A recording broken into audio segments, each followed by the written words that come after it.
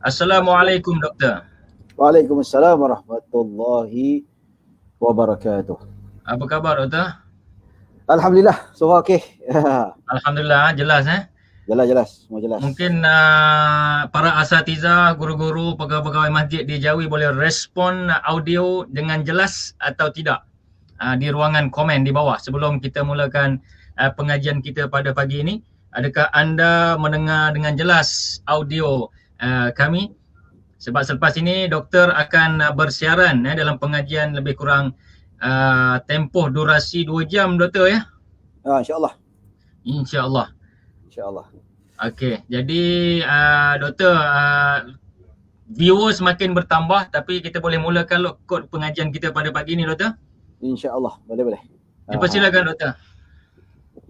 Baik, bismillahirrahmanirrahim. Alhamdulillahirrabbilalamin. Wassalatu wassalamu ala ashrafil anbiya'i wal mursalin wa ala alihi wa sahbihi ajma'in. Subhanaka la ilma lana illa ma 'allamtana innaka antal alimul hakim.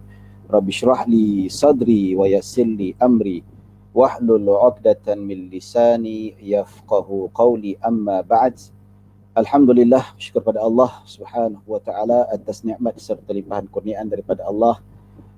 Dengan izinnya kita dapat berkumpul dan kita dapat berhimpun pada pagi yang berbahagia ini untuk sama-sama kita Allahumma salli ala sayyidina Muhammad sebagai satu pandangan yang boleh kita jadikan ya untuk pedoman kita selama mana kita berada dalam kehidupan ini. Kita mestilah terus giat dalam menuntut ilmu, yang mana kita nak pastikan bahawa kita memenuhi dada kita dengan bekalan yang cukup, terutamanya kita ni nak belajar tentang hukum hakam berkaitan dengan ibadah ni. So bila sebut tentang ibadah, bila kita sebut tentang perkara-perkara yang melibatkan amal ibadah ini, maka sewajarnya untuk kita terus menyambungkan pengajian kita dan supaya kita mendapat keridhaan Allah Subhanahu wa taala. Tuan-tuan dan puan-puan yang dirahmati Allah Subhanahu wa taala, syukur pada Allah dan saya nak ucapkan ribuan terima kasih kepada pihak Jawi secara khususnya dan begitu juga kepada pihak Radio Jawi secara am atas peluang yang diberikan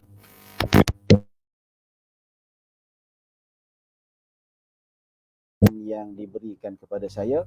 InsyaAllah seperti mana yang saya dimandatkan ataupun saya telah diamanahkan, iaitu saya pada pagi ini bertujuan ataupun dalam erti kata untuk memberi pembelajaran atau pengajaran berkaitan dengan satu kitab fiqh Syafi'i yang sangat terkenal, iaitu bernama kitab Fathul Qaribul Mujib. Itu sebuah kitab yang dikarang oleh Al-Allamah Syamsuddin Muhammad bin Qasim Asy-Syafi'i Al-Ghazi. Itu seorang ulama yang hidup pada tahun ataupun kurun ke-8 atau tahun ke-8 dan ke-9 Hijriah, yang mana seorang ulama yang berasal daripada Gaza, Perak, iaitu bumi kelahiran Al-Imam Asy-Syafi'i radhiyallahu anhu, yang mana beliau ini dilahirkan di situ dan beliau sangat terkenal dengan karyanya yang berada di hadapan mata kita sekarang ini, Fathul Qaribul Mujib, sebuah syarah kepada matan yang sangat terkenal bagi kita yang bermazhab Syafi'i dekat Malaysia ini, yang mana kita memang takkan lari daripada pembelajaran dan pengajian kitab-kitab, terutamanya yang bersama-sama saya di kalangan asatizah, kalangan masyayikh, mana di kalangan mereka yang memang sudah sedia kala mempunyai ilmu pengetahuan. Jadi saya rasa macam tak layak untuk bersama dengan tuan-tuan, sebab tuan-tuan saya rasa lebih aula dan begitu juga lebih afdal untuk mempelajari ataupun mengajari. Saya ni sebenarnya lebih berperanan untuk menggantikan tempat sahibus samahah Datuk Mufti Wilayah Persekutuan Datuk Dr. Luqman Haji Abdullah, yang mana beliau kini berada di Mesir atas wakil delegasi daripada pejabat mufti wilayah atas jemputan daripada Al-Azhar Sharif atas ada seminar ataupun konferens pembentangan kertas kerja di sana. Jadi tuan-tuan dan puan-puan dirahmati Allah Subhanahu wa taala, jadi kitab ini Fathul Qaribul Mujib, iaitu sebuah kitab yang mensyarahkan matan Abi Syuja' ataupun lebih dikenali sebagai matan Ghayatut Taqrib, matan Al-Ghayah wa Taqrib, ya, ataupun dikenali sebagai matan Abi Syuja', ataupun dinamakan sebagai At-Taqrib ataupun Matnut Taqrib, ataupun disebutkan sebagai Ghayatul Ikhtisar, ya. Jadi kenapa dinamakan takrib? Takrib ni mendekatkan. Maksudnya pendekatan yang digunakan oleh Al-Imam Abi Syuja' ini, yang mana matan yang boleh dikatakan julung-julung kalinya, mana ulama yang hidup pada kurun keempat, kelima, iaitu ulama yang boleh kita katakan setanding dengan ashabul wujuh mazhab Syafi'i, iaitu mengarang matan yang sangat ringkas. Sebelum ni matan ada, antara matan yang paling cepat antara awal yang terkarang dalam sejarah mazhab Syafi'i, iaitu Mukhtasar Al-Muzani. Begitu juga Mukhtasar Al-Buaiti, kedua-duanya anak murid Imam Syafi'i radhiyallahu anhu. Ya, kemudian dikenali juga matan At-Tahdzib, Al-Muhadzab, iaitu karangan Al-Imam Asy-Syirazi. Tapi matan Abi Syuja' ni dia mempunyai keistimewaan yang mana kedudukannya boleh dikatakan yang paling kompres sekali. Pada awal itulah, kalau kita nak katakan ada matan Safinatun Najah ataupun ada yang lain-lain lagi. Tapi ini yang boleh dikatakan dalam sejarah ataupun sejarah dunia mazhab Syafi'i, iaitu inilah yang boleh dikatakan matan yang paling ringkas sekali, yang paling ringkas, dan terdapat pelbagai syarah yang telah dikedepankan oleh para ulama. Maksudnya kedudukan yang sangat tinggi, yang mana sangat mulia, yang sangat barakah, sehingga kan para ulama ramai yang mensyarahkan, sama ada syarah dari segi sudut panjang lebar, ataupun syarah yang dalam bentuk sederhana, ataupun syarah yang begitu ringkas. Kalau kita nak tengok syarah yang paling dahsyat sekali, yang paling tebal ataupun yang paling detail syarahnya ke atas matan Ghayatul Ikhtisar ataupun matan Al-Ghayah wa Taqrib ini, iaitu kitab Al-Ighna yang dikarang oleh Syekh Al-Khatib Asy-Syarbini rahimahullahu taala, yang mana ada hasyiahnya namanya Hasyiah Al-Bujairimi, ya, syarah ke atas syarah.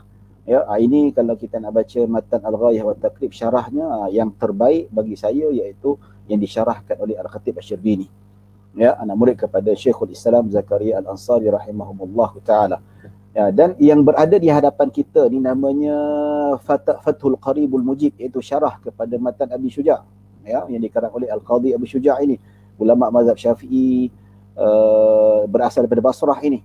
Maka dia mensyarahkan, tapi tidaklah sedetail Al-Khatib Asy-Syarbini rahimahullahu taala, yang mana Imam Ibn Qasim ini, yang dinamakan sebagai kitab Fathul Qarib ini, ringkasannya boleh dikatakan ringkas.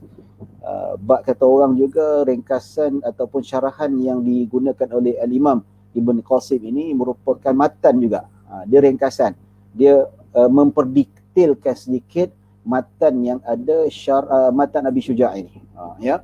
Namun kalau kita lihat ada beberapa hasyiah, dia macam ni, dia matan susunan je lah, dia ada beza dia. Matan, kemudian syarah, lepas syarah tu hasyiah, ya. Jadi kalau kita tengok tu, matan Abi Syuja' ni matan, dia satu kompres, ringkasan daripada mazhab Syafi'i. Kemudian lepas tu disyarahkan. Disyarah itu nama syarah, namanya syarih. Syarih ni kalau yang kita kat depan kita sekarang ni, Fathul Mujib lah, yang dikarang oleh Imam Ibn Qasim Al-Ghazi rahimahullahu ta'ala.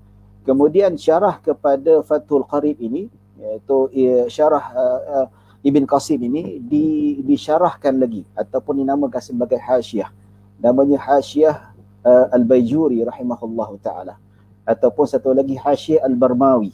Ini boleh dapat dalam bentuk PDF, tapi kalau kita nak sebut Hasyiah Al-Barmawi rahimahullahu ta'ala, dia bentuk tulisan lama, dia tak ada tulisan moden macam dekat depan kita ni dah, tuan-tuan. Boleh baca juga, dia tak ada perenggan, tak ada apa, tulisannya tak ada baris. Ini ada baris, seronok kalau kita baca, tak takut salah baris, ya. Macam kalau belajar kat pondok saya kat dulu tu, memang kitab semua tak ada baris. Baca kitab memang Tok Guru haramkan mana-mana kitab tak ada baris, pasal apa, ngaji kat depan. baca matan Safina, matan Abi Syuja', memang baca depan guru. Lepas tu bukan saja belajar fiqh tapi kena ketuk jugalah. Dia tanya i'rab dia apa, dia tanya sorof dia apa, ijaz balaghi dia apa. Itu semua ditanyalah, praktikal yang kita belajar ilmu-ilmu alat semua dipraktikkan ketika membaca kitab-kitab turas. Ya. Jadi syarah kepada Fathul Qarib ni ada dua yang terkenal. Biasa yang digunakan Al-Baijuri lah. Yang kedua Al-Barmawi. Al-Barmawi pun menjadi rujukan kepada Al-Imam Al-Baijuri rahimahullahu ta'ala, ulama mazhab Syafi'i di Mesir juga masa itu. Ya, tuan-tuan boleh selidik sendiri dan boleh cari, dan kita boleh baca sendirilah. Manakala Hasyiah Al-Barmawi itu dia tak ada yang semoden macam ni. Dia kitab tak berbaris yang tidak berperanggan, memang kitab-kitab pondok lama macam tu lah.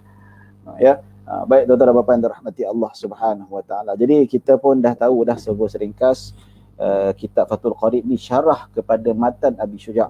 Siapa Abi Syuja'? Iaitu Al-Qadhi Abu Syuja'. Ya, ulama besar daripada Basrah, antara yang terawal mengarang matan mazhab Syafi'i. Yang pengarang dia siapa? Iaitu mensyarahkan matan ini iaitu Al-Imam Syamsuddin Abu Abdullah Muhammad bin Qasim Asy-Syafi'i, ataupun lebih dikenali sebagai Ibn Qasim Al-Ghazi.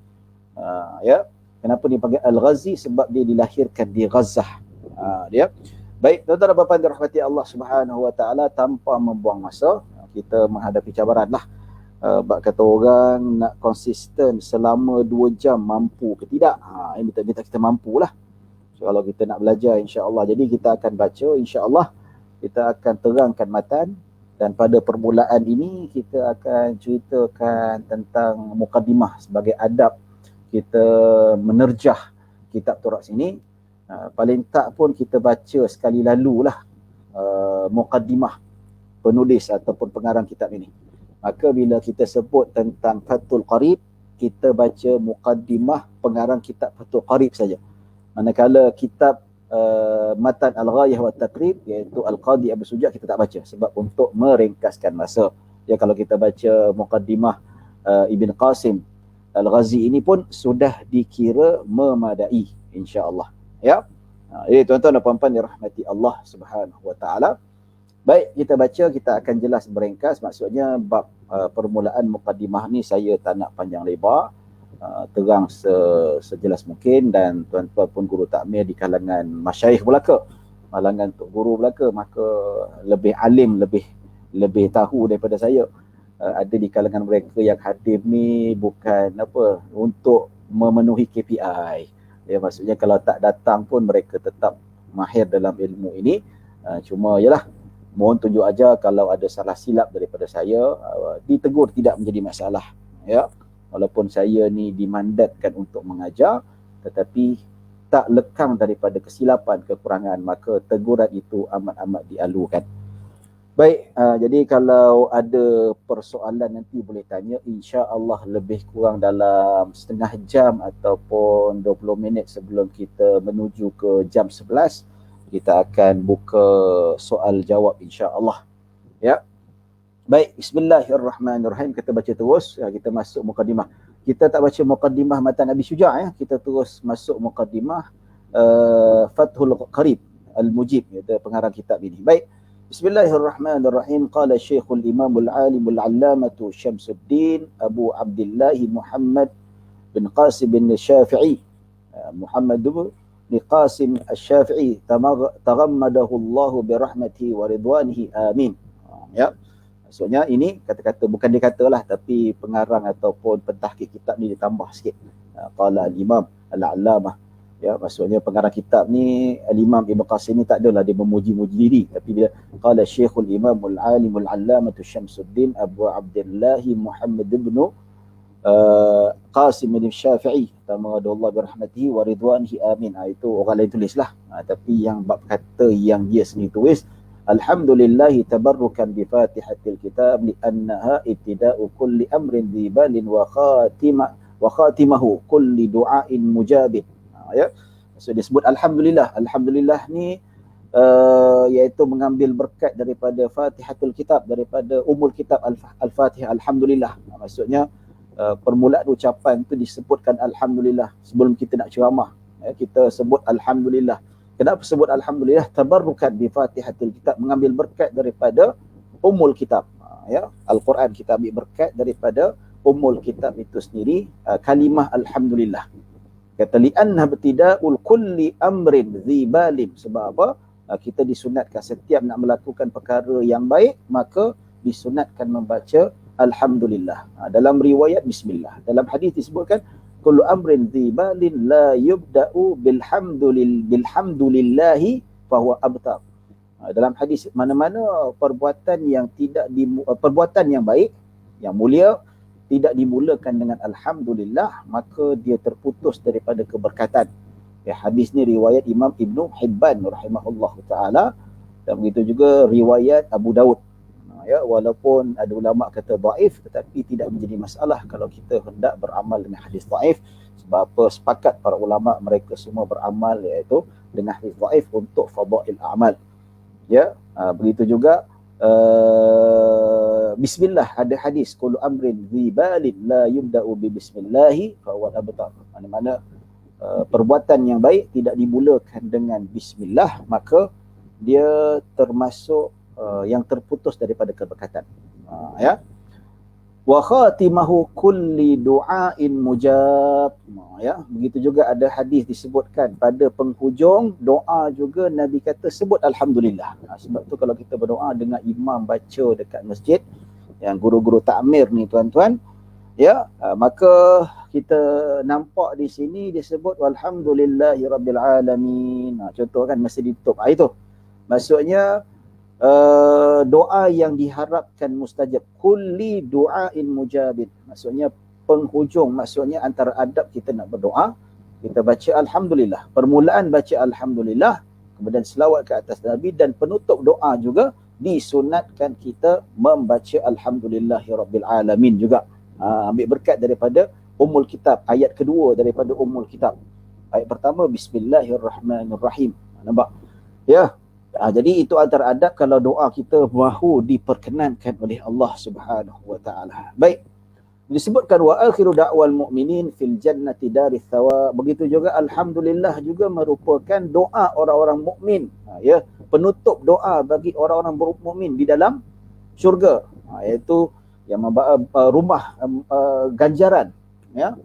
Dan disebutkan wa akhiru da'wahum alhamdulillahi rabbil alamin. Nampak? Apabila ahli syurga mereka mengharapkan sesuatu daripada Allah, ya Allah aku inginkan itu, aku inginkan ini, Allah bagi, mereka pun wa akhiru da'wahum, ketika mereka meminta mereka sebut alhamdulillahi rabbil alamin. Maksudnya kalau kita baca doa mula dengan alhamdulillah, diakhiri dengan alhamdulillah, maka itu dinamakan kita mencontohi amalan-amalan ahli syurga dengan harapan moga-moga kita dapat masuk ke syurga Allah Subhanahu wa taala. Ya, baik, ahmaduhu an wafaqa man arada min ibadihi litafaqquhi fi din ala waqfi muradih. Ala waqfi muradih ini itu kembali kepada Allah Subhanahu wa taala. Ya, muradihi ad-dhamir ya'udu ila lafzil jalalah, iaitu maksudnya Allah memberi taufik kepada mereka yang ingin memperdalami ilmu agama bersesuaian dengan kehendak Allah Subhanahu wa taala, iaitu ikhlas. Moga-moga kita belajar hari ini tuan-tuan seperti mana yang disarankan oleh pengarang kitab ini. Moga-moga Allah mentahqiqkan niat kita kerana Allah. Kita belajar ni seperti mana ya Allah sarankan, seperti mana ya Rasulullah sallallahu alaihi wasallam sarankan. Wa usalli wa usallimu ala afdali khalqi Muhammadin sayyidil mursalin al-qail. Salawat kepada Nabi dan salam ke atas Nabi. May yuridillahu bihi khairan yufaqihu fid din. Ini hadis kelebihan mereka yang bertafakuh dalam agama. Maksudnya siapa yang difahamkan agama oleh Allah, bermakna Allah menginginkan kebaikan padanya. Iaitu hadis riwayat Bukhari. Wa ala alihi wa sahbihi muddata dzikri dzakirin wa sahwil ghafilin. Iaitu selawat dan salam ke atas Nabi Muhammad, begitu juga pada ahli keluarga dan sahabatnya, ya, sepanjang tempoh bagi orang yang berzikir, bagi orang yang lalai. Maksudnya kiasan kepada makna kita ni berzikir, maksudnya selawat dan salam dipanjangkan kepada Nabi sallallahu alaihi wasallam, ya, sepanjang tempoh orang berzikir, tempoh orang tak berzikir pun seolah-olah kita lempahkan selawat dan salam kepada Nabi Muhammad sallallahu alaihi wasallam dalam tempoh yang tidak ada hadnya. Wa ba'du hadha kitabun fi ghayat al-ikhtisar wa at-tahdhib wada'tu 'ala al-kitab al-musamma bit-taqrib liyantafi'a bihi al-muhtaj min al-mubtadi'in. Ini kitab Fathul Qarib ni dikarang iaitu yang ringkas, ya. Kitab yang ringkas ini maksudnya dengan nama kitab takrib ini supaya dapat dimanfaatkan orang-orang yang baru nak belajar ilmu fiqh ni. Sebab itulah kalau kita tengok kenapa dia syarahkan kitab Matan Abi Syuja' ni ringkas, sebab apa? Untuk mubtadi'in juga. Dia sebagai expand.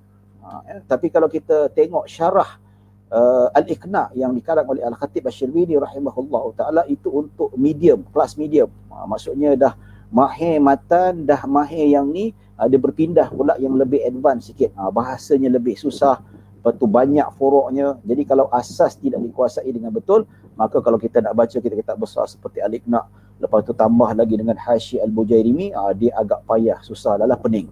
Ya, pening dan give up. Sebab itulah sebab kata orang kalau kita nak mendalami ilmu fiqh ini mesti berperingkat. Pertama kena belajar matan dulu. Matan ni belajar matan Al-Ghayah wa Taqrib, Matan Abi Syuja'. Lepas tu kita expand sikit, kita belajar syarah seperti Ibn Qasim. Lepas tu pergi syarah yang lebih besar iaitu dinamakan sebagai Al-Iqna'. Dan tambah lagi, lepas kita dah habis Al-Iqna', kita boleh pergi pula dekat Hasyiah Baijuri. Lepas Hasyiah Baijuri boleh buka pula Al-Bujairimi. Nampak? Ya, lepas tu kita bolehlah pergi kepada yang lebih besar, matan yang lebih besar seperti Umdatus Salik, ya, Tahrirut Tanqih. Begitu juga kita boleh buka beberapa matan yang penting lagi, dah menguasai yang tahap sederhana, boleh kita pergi matan yang agak tinggi iaitu Minhajul Talibin dan seumpamanya. Ya. Baik. Jadi untuk orang yang permulaan, maksudnya syarah Fathul Qarib ni juga bersesuaian untuk mereka yang baru nak belajar. Itu utama mereka yang sudah mempelajari matan Al-Ghayah wa Taqrib ataupun matan Abi Syuja'. Ya, baik. Li furu' syari'ati wad din wa liyakuna wasilatan linajati yaumal qiyamah. Dia maksudnya dia mengarang kitab ni bukan kerana apa? Bukan nak glamour, bukan nak nama, tetapi nak mendapatkan inayah daripada Allah. Dia sebagai wasilah untuk menyelamatkan dia di hari akhirat. Maksudnya linajati, maksudnya dia mengarang kitab. Mengarang kitab, dia mengharapkan kitab ini dipelajari sepanjang zaman. Kalau beliau sudah meninggal dunia, tetap dipelajari, tetap dimanfaatkan. Supaya apa? Amal jariah terus berjalan. Ini yang patut kita ambil manfaat daripada ulama-ulama, tuan-tuan. Kita kat dunia ni selagi mana, kalau boleh carilah benda-benda yang boleh dijadikan seperti amal jariah. Seperti mana dilakukan oleh Al-Imam Abi Syuja', Al-Imam Ibn Qasim Al-Ghazi ini. Kitab dia sampai sekarang orang baca. Termasuklah kita ni. Kita baca Fathul Qarib, kita mengaji Fathul Qarib, dia dalam kubur dia mencurah-curah pahala. Ini tujuan dia. Tujuan bukan nak glamour, tuan-tuan. Tujuan bukan nak royalty. Bukan saya tolak royalty, ya. Orang bagi-bagilah. Sebab tu kalau kita karang buku, orang nak bagi, tak ada masalah. Ya, nak bagi sikit banyak, yang penting buku kita tu sampai, ya. Tapi kalau publishernya cari untung, itu biasalah, tuan-tuan. Kalau publisher tak cari untung, payah juga nak bayar gaji pekerja. Dia nak bayar api, nak bayar bahan cetak. Dia kena berpijak di dunia realiti. Maksudnya kalau kita ambil upah pun bukan bermakna kita ni tak ikhlas dan seumpamanya. Ya, maka dia karang kitab ni sebagai amal jariah untuk menyelamatkan dia dekat akhirat nanti. Wa naf'an li ibadihi muslimin innahu sami'u du'a ibadihi wa qaribun mujib wa man qasadahu la yakhibu wa idza sa'alaka ibadi anni fa inni qarib. Ya. Maksudnya sebagai manfaat untuk hamba-hamba Allah yang muslimin, iaitu kitab ni. Sudah tentu kitab ni sudah diterjemahkan kalau tak silap saya. Banyak ada terjemah dalam bahasa Indonesia dia. Ya, tahu kalau matan Abi Syuja' tu dalam bahasa Melayu memang banyaklah, tidak dinafikan. Ya, baik ya. Kita tak cerita panjang, kita nak ringkaskan lagi. Wa'lam annahu yujadu fi ba'di nusakhi hadzal kitab fi ghairi khutbatihi tasmiyatu taratan bitaqrib wa taratan ghayatul ikhtisar. Ya, jadi kitab matan Abi Syuja' ni ada dua nama, dia kata. Ada nama Taqrib dan ada nama Ghayatul Ikhtisar. Maksudnya sama ada pengarang kitab iaitu Al-Qadhi Abu Syuja' dinamakan Taqrib ataupun dinamakan Ghayatul Ikhtisar. Maksud Taqrib apa? Mendekatkan. Mendekatkan apa? Sebab Imam Abi Syuja' ni dia meringkaskan serengkas-ringkasnya.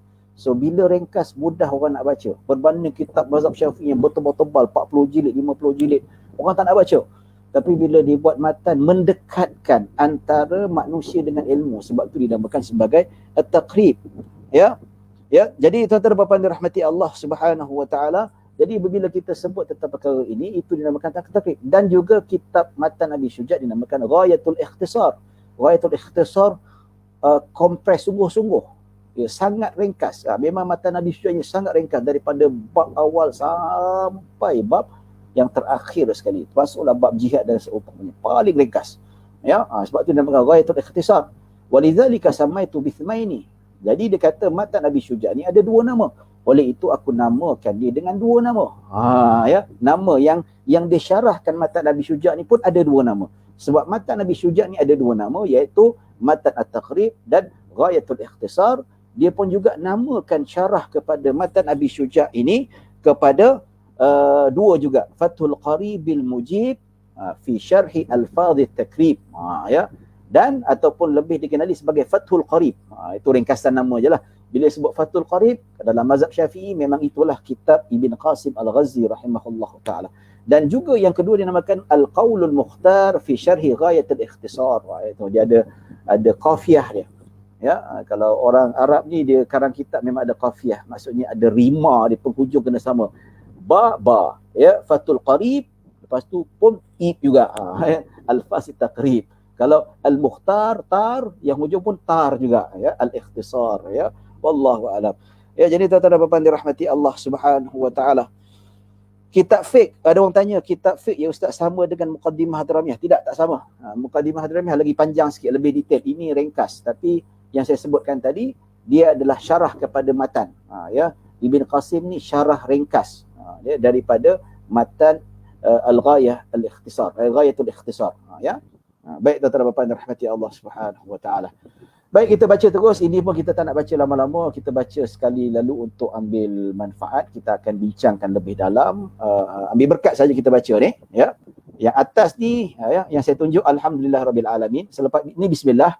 Yang atas alhamdulillahirabbil alamin sallallahu ala sayyidina Muhammadin nabi. Ini adalah kata-kata Al-Qadhi Abi Syuja' ataupun Al-Imam Abu Syuja', matan Ghayah wa Taqrib. Ya, dia pengarang kitab. Tapi yang bawah ni pengarang kitab Fathul Qarib, iaitu pentulisan ataupun mukaddimah yang ditulis oleh Al-Imam Ibn Qasim Al-Ghazi.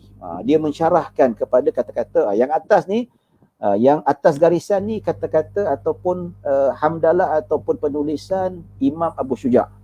Ya, yang bawah ni baru dinamakan sebagai kata-kata Ibn Qasim. Ya. Baik tuan-tuan dan puan-puan dirahmati Allah Subhanahu wa taala. Kita baca saja, ya. Qala Syekhul Imam Abu Tayyib wa yushtaharu aidan bi Abi Syuja' Shihabul Millah wad-Din Ahmad bin Al-Husain bin Ahmad Al-Asfahani saqallahu tharahu sabib ar-rahmati wa ridwan wa askanahu ala faradisil jinan. Ya. Ini disebutlah yang berkata tu, iaitu nama imam, nama dia ataupun gelarannya Abu Tayyib ataupun Abu Syuja'. Ya, nama penuhnya Ahmad bin Husain. Kalau kita kata Abu Syuja' tu bukan nama dia tapi kunyah dia. Abu kan? Ya, Abu Abdullah. Itu kunyah Imam Asy-Syafi'i. Ya, Abu Hanifah, iaitu kunyah kepada Al-Imam An-Nu'man, iaitu Imam mazhab Hanafi. Tapi kalau Abu Syuja' nama penuhnya Ahmad bin Al-Husain. Ya, itu nama penuh dia.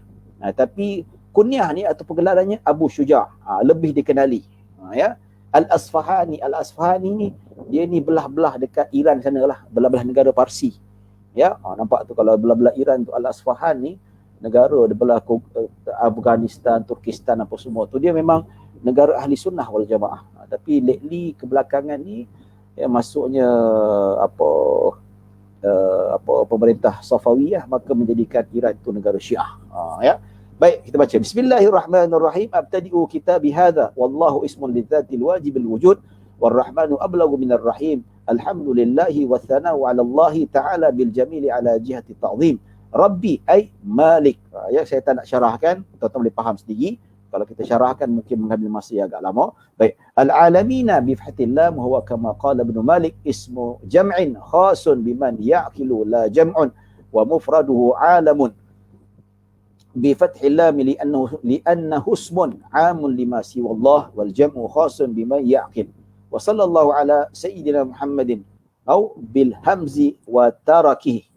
Ya, maksudnya an-nabi tu sama ada dengan hamzah ataupun ditinggalkan hamzah, iaitu an-nabi. Ya, kalau kita nun ba ya tu kan, ya, boleh juga dengan ada hamzah, an-nabi, ya, penyampai berita, ataupun dibuang hamzah tu an-nabi, itu pun boleh juga, ya. Jadi lebih masyhur an-nabi ialah dibuang hamzah tu. Okey, wa ala ali tahirin wa sahbihi uhiya ilaihi bi syar'i ya'malu bihi wa illam yu'mar bi tablighihi fa in umira bi tablighihi fa nabiyyun wa rasulun aidan. Ini ceritalah pasal definisi nabi dan rasul. Nabi, ya, iaitu diwahyukan oleh Allah tapi tak wajib untuk disampaikan. Manakala rasul diwahyukan dan wajib untuk disampaikan. Ya, nabi adalah rasul dan rasul adalah apa? Setiap rasul adalah nabi, tak semua nabi itu adalah rasul. Ya, wal ma'na yunshi'us salata wassalama alaih wa Muhammadun alamun manqulun min ismin maf'ulin al-mudha'afil aini wan nabiyyu badalun minhu aw athu bayanin alaih. Dia balad, dia belajar ilmu nahwu lah. Kalau cerita bab nahwu ni memang seronok betul lah. Ya, cerita pasal i'rab ni. I'rab ni memang antara favorite saya, ya. Thesis PhD saya pun pasal i'rab al-Quran dan kesan terhadap tafsir. Baik. Okey, wa ala ali tahirin hum kama qala Syafi'i aqaribuhu al-mu'minun min Bani Hashim wa Bani Muttalib. Ini kita selawat disunatkan disertakan selawat ke atas ahli keluarga Nabi sallallahu alaihi wasallam. Siapakah ahli keluarga Nabi? Iaitu kaum kerabat Nabi, iaitu di kalangan Bani Hashim dan Bani Muttalib. Ya, Bani Hashim Muttalib, Bani Hashim iaitu keturunan Rasulullah sallallahu alaihi wasallam, untuk silsilah keturunan Nabi kita Nabi Muhammad sallallahu alaihi wasallam. Dan Bani Muttalib iaitu dia sepupu ataupun adik-beradik kepada Bani Hashim. Ni kedua-duanya Bani Hashim dan Bani Muttalib, kedua-duanya diharamkan menerima zakat. Ya, kecuali kalau ada pendapat mengatakan kalau tak ada ghanimah ataupun tak ada al-fai, mereka boleh menerima zakat. Ia antara yang dihukumkan oleh Allah Subhanahu Wa Taala. Bani Hashim iaitu salah silah jalur Nabi Muhammad sallallahu alaihi wasallam, dan Bani Muttalib iaitu keturunan untuk Imam Syafi'i. Kalau Imam Syafi'i dia kata seketurunan dengan Nabi sallallahu alaihi wasallam, tidak, tak benar. Dia seketurunan tapi bertemu dengan Abdul Manaf, tak silap saya. Ya, itulah cerita ringkas tentang Ahlul Bait yang biasa kita sebut selawat ke atas Nabi dan ahli keluarga Nabi. Siapakah ahli keluarga Nabi? Iaitu mereka daripada Bani Hashim dan Bani Al-Muttalib. Ya. Wa qila wa ikhtarahu an-Nawawi innahum kullu muslimin. Pendapat Imam Nawawi maksud ahli bait itu semua orang Islam. Ini pendapat dia lah. Wa la'allaha qawluhu at-tahirin muntaza'un min qawlihi ta'ala wa yutahhirukum tathhira. Wa ala sahabati jamun sahib an-nabi wa qawluhu ajma'in ta'kidun li sahabatihi. Thumma dhakara al-musannif annahu mas'ulun fi tasnif hadha al-mukhtasar biqawli sa'alani ba'du al-asdiqa jam'u sadiqin wa qawlu hafizahumullah, jumlah du'aiyah. Maksudnya dia mensyarahkan tentang apa yang disebutkan oleh Imam Nabi Syuja'. Kenapa dia karang matan Nabi Syuja'? Sebab atas permintaan kawan-kawan dia untuk meringkaskan, keluarkan satu kitab yang ringkas, mudah untuk difaham. Ya, an a'mala mukhtasaran wa ma qalla lafdhu wa kathura ma'nahu. Ya, dikarangkan ringkasan ataupun fiqh mazhab Syafi'i yang sudah dikompres. Ya, fil fiqhi wa lughatan al-fahmu wa istilahan. Ya, al-ilmu bil ahkam syar'iyyati al-amaliyati al-muktasabu min adillatiha at-tafsiliyah. Dia sebutkan juga tentang definisi apa itu makna fiqh. Ya, kita nak belajar fiqh, kita kena tahu juga definisi fiqh itu apa. Ya, fiqh dari segi bahasa apa? Al-fahmu. Ya, dari segi bahasa lah.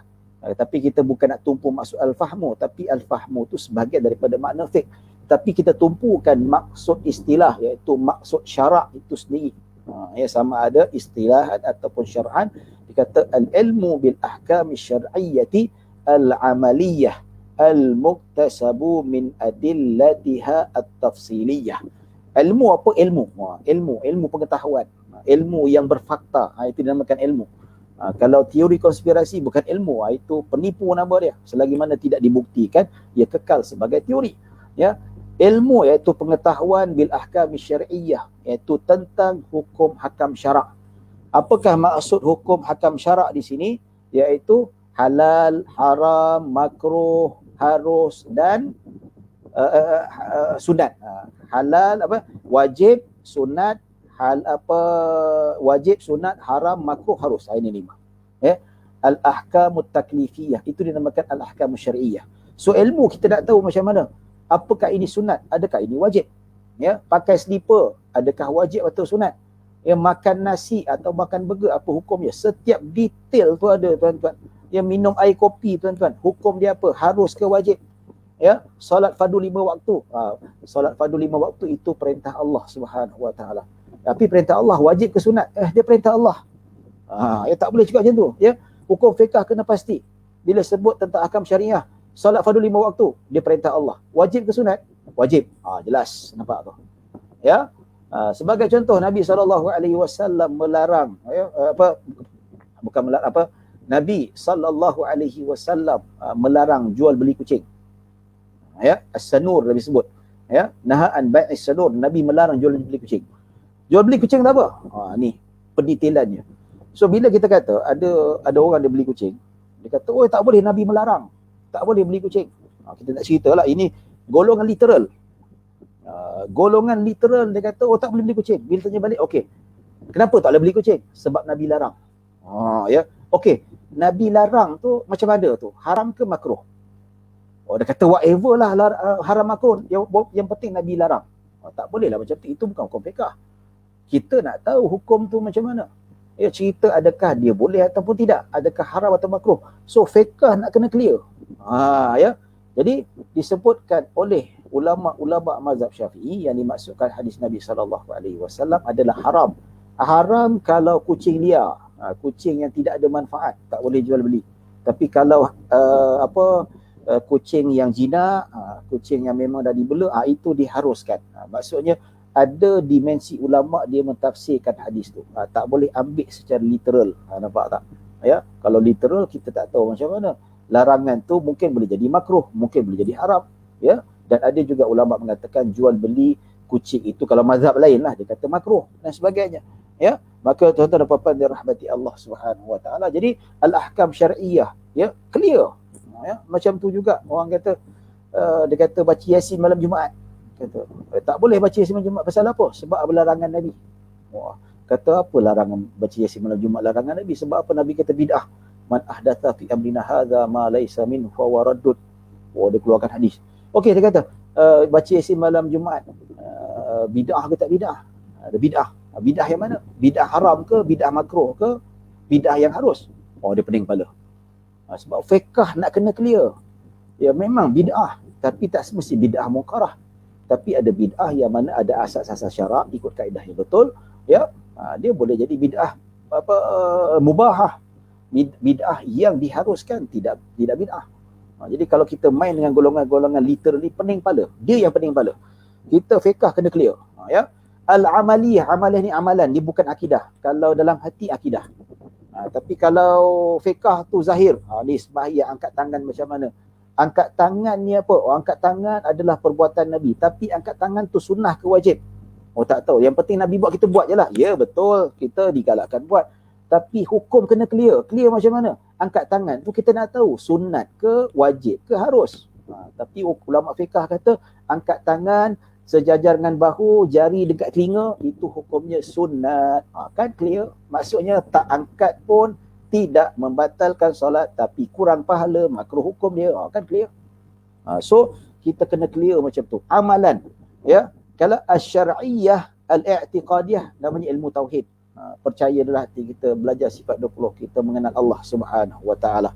Ya. Maka tuan-tuan dan puan-puan dirahmati Allah Subhanahu Wa Taala, al-muktasab, yang terhasil, ya, hukum hakam ni terhasil al-muktasab daripada min adillatiha at-tafsiliyah. Maksud adillatiha tafsiliyah iaitu dalil-dalil yang terperinci. Apakah maksud dalil terperinci? Al-Quran, sunnah, ijma', qiyas, dari situ keluar. Al-Quran contoh, ya, wa aqimus salah, itu perintah Allah Subhanahu Wa Taala. So yang terperinci apa? Perintah Allah tu wajib ke sunat?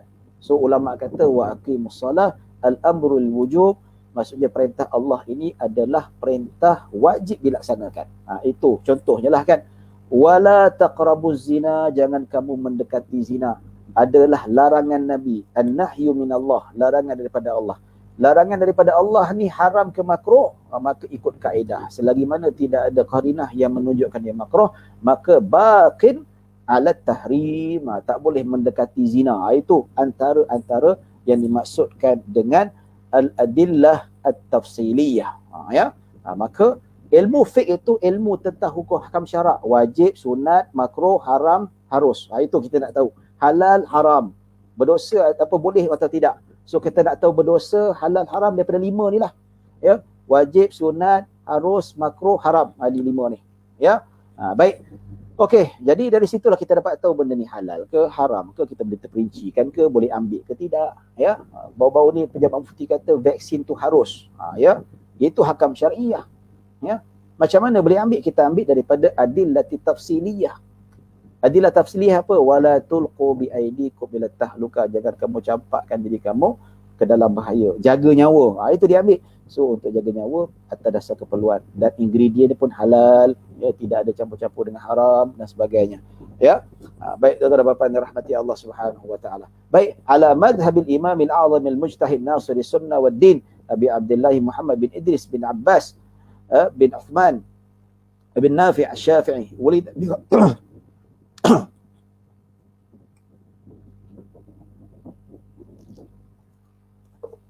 Tamam. Sedap. Ya. Baik, di karangan kitab iaitu mukhtasar, ringkasan, iaitu berdasarkan mazhab Imam Asy-Syafi'i. Nama penuh dia lah.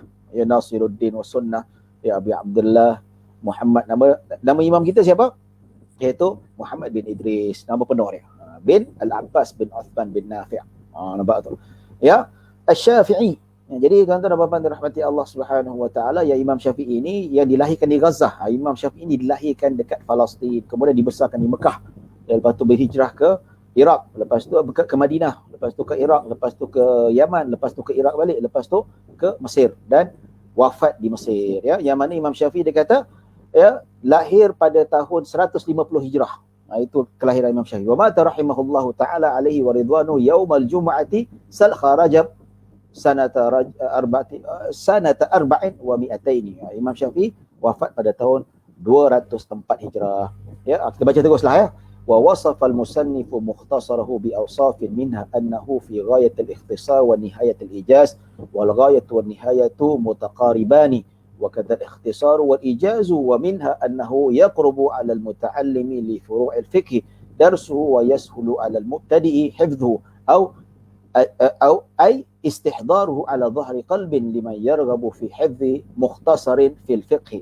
وسألني أيضا بعض الأصدقاء أن أكثر فيه أي المختصر من التقسيمات للأحكام الفقهية ومن حصر أي ضبط الخصال الواجبة. Nampak, ini antara khidmat bakti yang telah diberikan oleh Al-Imam Abi Syuja'. Dia membahagi-bahagikan rukun Islam berapa, rukun solat berapa, yang mana sebelum ni jarang-jarang ulama-ulama buat. Nampak? Dia bahagi-bahagikan. Apabila pembahagian rukun wuduk ada berapa, rukun solat, syarat sah solat ada berapa, dia bahagi-bahagikan. Senang kita nak faham. Nampak? Yo, ini bakti yang mana Allah rahimahullah taala. Jasa mereka sangat besar. Yang mana mereka mendapati mereka sekarang berada di alam barzah seolah mereka berada di dalam syurga sekarang, ya. Baik, kita lagi ya ay dhabtil khisalil wajibatil mandubati wa ghairiha. Ya, fa ajabtuhu ila su'lihi fi dhalik taliban li thawab min Allah jazaan ala tasnif hadha al mukhtasar raghiban ila Allah subhanahu wa ta'ala fi i'anati min fadlihi ala tamami hadha al mukhtasar wa fi tawfiq li thawab wa huwa dhadd al khata innahu ta'ala ala ma yasha ay yuridu qadirun ay qadir wa bi ibadihi latifun khabirun bi ahwali ibadihi. والأول مقتبس من قوله تعالى الله لطيف بعباده والثاني من قوله تعالى وهو الحكيم الخبير واللطيف الخبير اسمان من أسمائه تعالى ومعنى الأول العالم بدقائق الأمور ومشكلاتها ويطلق أيضا بمعنى الرفيق بهم فالله تعالى عالم بعباده بمواضع حوائجهم رفيق بهم معنى الثاني قريب من معنى الأول يقال خبرت الشيء أخبره فإنه به خبير أي عليم. Ya. Baik, habis kita dah baca muqaddimah pengarang kitab ini. Jadi sekarang ni kita nak masuk bab, kita masuk bab terus. Qala al-musannifu rahimahullahu taala wa nafa'ana bi wa bi ulumihi bitarain, iaitu pengarang kitab Al-Imam Ibn Qasim ini dia masuk syarah kepada matan Abi Asy-Syuja', ya. Baik, kita masuk kitab taharah. Kitab taharah maksudnya apa? Bab, masuk bab taharah lah. Yang bawa tu tambahan daripada pentahqiq Anwa'ul Miyah, iaitu bahagian-bahagian daripada pembahagian air. Ya. Baik tuan-tuan dan puan-puan dirahmati Allah Subhanahu wa taala. Baik, kita baca yang, kita tak nak baca yang matan Nabi Syuja', kita baca yang Ibn Qasim punya penulisan. Ya. Kitabu Ahkamit Taharah. Ya, Kitab Ahkamit Taharah. Kitab ni dia macam bab lah. Tapi kalau kita ni bab je. Kalau bahasa Arab ni kitab, bab, fasal. Ya, kitab ni bab besar, bab dia sub kepada kitab itu. Manakala fasal sub kepada bab itu. Itu. Detail. Kalau kita tengok dalam bagaimana yang disebutkan tentang mukadimah itu. Ya, baik. Dia kata al-kitabu lughatan. Dia diterangkan maksud kitab lughatan apa maksud kitab? Kita baca kitab. Saya baca kitab. Kitab tu makna dia apa? Ya. Kitab lughatan masdarun bi makna dhamm wal jam'i. Ya. Maksud kitab dari segi bahasanya iaitu ad-dhamm, himpunan dan pengumpulan. Sebab tu kita namakan kitab. Kitab tu dia menghimpunkan helaian-helaian kertas. Nampak? Dia menghimpunkan helaian-helaian kertas, maka dihimpunkan jadi satu buku. Nampak tak? Ya, Kitabul Fiqh. Dia himpunan-himpunan ilmu fiqh. Itu dari segi sudut maknawi. Tapi dari segi sudut hissi, fizikal tu buku dikumpulkan dan dikomplaikan dan disatukan, kita senang. Dibuka buku, pergi mana-mana tak bersepah-sepah kertasnya. Ya. Wastilahan ismun li jinsin minal ahkam. Dari segi sudut istilah, dia bukan masuk kitab tu, bukan makna kitab yang ni. Ya. Contoh. Ini kitab, ini lughatan. Lughatan ni maksudnya, lughatan maksudnya mengumpulkan. Mengumpulkan ada dua makna, iaitu mengumpulkan kertas-kertas jadi satu.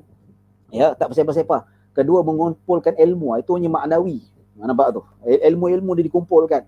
Senang baca dan senang untuk kita faham dan untuk kita hafal. Ya. Manakala istilah pula dia bukan masuk kitab yang ni. Tapi istilah ni adalah ismun li jinsin minal ahkam. Ya. Iaitu pecahan daripada hukum hakam. Maksudnya at-taharah, kitabut taharah. Maksudnya kitabut taharah itu mewakili daripada pecahan ataupun sejumlah hukum hakam yang dibicarakan dalam kitab. Ya. Baik, ammal babu fasmun li naw'in mimma dakhala tahta zalikal jins. Manakala bab pula, dia adalah isim yang termasuk daripada bahagian yang masuk di bawah jenis itu. Maksudnya, dalam kitab ni ada kitab. Ini bab kitab. Kitab apa? Kitab taharah. Dalam taharah tu ada bab. Bab apa? Bab aqsamul miyah. Ya, lepas tu izalatun najasah. Dia bab-bab dia. Kitab, pecah-pecahan dia. Itu subtopik. Itu dinamakan bab. Dia termasuk bawah kitab. Ya. Baik. Okey. Jelas faham. Kalau tak faham nanti boleh tanya nanti. Baik. Wa taharatu bi fathi ta. Maksudnya maksud taharah. Apa maksud taharah? Kita tanya taharah. Apa maksud taharah? Taharah tu masih ada makna kan? Kena tahu taharah tu. Taharah ni bi fathi ta. Dia ada dua. Taharah ni ada dua sebutan dia. Taharah dengan tuharah. Ta tu di baris atas ataupun ta itu di baris depan. Ada dua jenis bacaan dia dan ada cara nak baca dia tuan-tuan. Kalau taharah memberi makna yang berbeza, tak sama. Nampak tu. Tapi kalau kita baca taharah pun dia memberi makna yang sangat berbeza, tak sama. Ya, baik. Kita pergi yang beri atas dulu. At-taharah maksudnya lughatan dari segi bahasa an-nadhafah, kebersihan. Ya, tahura al-finjanu. Ya, cawan itu bersih. Ya, yutahhiru ats-tsauba. Seseorang itu membersihkan bajunya, bersih. Itu dari segi bahasa. Wa amma syara', dia bukan maksud itu saja. Dia ada makna lebih luas. Kita akan terangkan nanti. Ya. Kalau kita sebutkan tentang lughah, dia terhad. Tapi syara' ni kita nak kejar yang syara' tu. Kita nak bahaskan yang mana syara' tu. Dia kata fa fiha tafasiru katsiratun. Ya, fa fiha. Fa fiha ini, fa ini jawab kepada amma. Amma itu syarat. Fa tu jawab kepada amma itu. Fiha. Fiha ini adalah khabar muqaddam. Tafasiru iaitu dia jadi mubtada muakhar. Kenapa ditakhirkan mubtada tu? Sebab dia nakirah wujuban, maka dia kena takhir wujuban. Dia asalnya at-tafathiru ak-kathiratu fiha. Nampak ya? Tapi bila dinakirahkan jadi fiha tafasiru kathirah. Ya. Kathirah apa? Kathirah itu sifat kepada tafasir. Nampak tu. So bila sebut tafasir ini, kenapa dia tak tanwin? Kenapa kathiratun adalah tanwin? Ya. Sebab kedua-dua ini kalau kita tengok dia sifah mausufah. Kalau tafasir mausuf, ya. Kalau kathirah mausufah. Kenapa tak dua-dua kenapa tafasiru tak tanwin yang kathirah tanwin? Ini masuk bab nahwu sikitlah kan. Kata guru takmir mestilah tahu benda ni semua. Ya, baik tafasir itu sebab apa dia mamnu' minas saraf. Atas wazan mafa'il. Ya, maka kalau ikut adat kalau sama'i, hukum sama'i, dia tidak boleh tanwin. Kalau mamnu' minas saraf, al-ismul ladzi la yansarif atau la yunsarif, iaitu tidak boleh ditanwinkan. So tafasir ismun mamnu' minas saraf, dia tak boleh tanwin dia. Sebab tu tafasiru. Sama juga masajidu, tak boleh masajidun. Ya. Dia kalau dia baris bawah kena digantikan dengan fathah, masajida, fi masajida, tak boleh fi masajidin, tak boleh. Ya. Baik, dia kata fa fiha tafathiru kathiratun. Ya. Maksudnya taharah dari segi istilah ataupun syarak pula, dia ni adalah ada definisi yang banyak. Tafasir kat sini maksudnya ta'arif, definisi banyak. Ada pelbagai tafsiran di kalangan para ulama. Ya. Tapi pengarang kitab dia membawa satu definisi saja. Minha qauluhum fi'lu ma tustabahu bihi salah. Minha qauluhum siapa? Kata-kata mereka. Siapakah mereka itu? Hum ya'udu ila man, iaitu dhamir itu kembali kepada siapa? Kembali kepada ulama. Ya, para ulama iaitu ulama Syafi'iyah. Ya. Sebagian ulama mazhab Syafi'iyah mentakrifkan taharah itu fi'lu ma tustabahu bihi as-salah. Sesuatu perbuatan yang menyebabkan salat itu boleh dilaksanakan. Tustabah, ya, iaitu yu'idduhu mubahan. Ya, al-fi'lu yu'idduhu mubahan. Ya, maksudnya perbuatan yang menyebabkan sesuatu perbuatan itu boleh dilakukan. Satu perbuatan yang menjadikan satu kerja itu boleh dilakukan. Kalau tak ada perbuatan tu tak boleh salat. Maksudnya apa? Fi'lu ma tustabahu bihi salah, iaitu perbuatan yang menyebabkan perbuatan lain boleh dilakukan. Maksudnya kalau tak buat wuduk tak boleh salat. Kalau tak mandi junub bagi mereka yang berjunub tak boleh salat. Itu dimaksudkan fi'lu ma tustabahu bihi salah. Ya, cantiklah tu. Ya, maksudnya kita nak salat terhalang pasal apa? Terkentut tadi. Tersentuh isteri, kan terhalang tu. So macam mana nak angkat halangan tu? Itulah taharah. Bila kita lakukan taharah, maka yang terhalang itu menjadikan kita tak terhalang untuk salat. Ya. Jadi kata, apakah perbuatan yang menghalang daripada melakukan untuk mengangkat halangan salat itu? Ai min wudu'in wa ghuslin wa tayammumin wa izalati najasatin. Ya, maksudnya apa? Yang dimaksudkan di sini adalah wuduk. Wuduk kalau yang mereka berhadas kecil. Jadi kita masuk apakah perkara-perkara yang membatalkan wuduk. Ya, kedua mandi bagi mereka yang berjunub. Tayammum bagi mereka yang tak ada air ataupun sakit tak boleh kena air. Wa izalatin najasah, iaitu menghilangkan najis, iaitu menghilangkan ain najis. Sama ada dengan air ataupun dengan istijmar. Ya, pakai tisu yang kesat ataupun pakai batu dan seumpamanya. InsyaAllah kita akan masuk nanti bab al-istijmar nanti. Ya. Baik. Dia kata amma tuharah, yang bidham, iaitu tuharah maknanya berbeza. So bila kita belajar dengan asatizah kita, ustaz-ustaz kita, bahasa Arab ni kalau lagi dia punya baris lain makna dia. Betul. Tapi tak secara umum lah, ada sebahagian. Ada sebahagian kalau kita salah baris maknanya pun lagi. Macam taharah. Taharah maksudnya itulah wuduk, mandi junub, menghilangkan najis. Manakala tuharah bidham fasmun li baqiyatil ma'. Ya, maksudnya itu nama bagi air yang berbaki. Ya. Air yang berbaki ni maksudnya apa? Air yang berbaki daripada cawan. Contohnya kita berwuduk kan. Kita wuduk-wuduk ada baki, itu namanya taharah.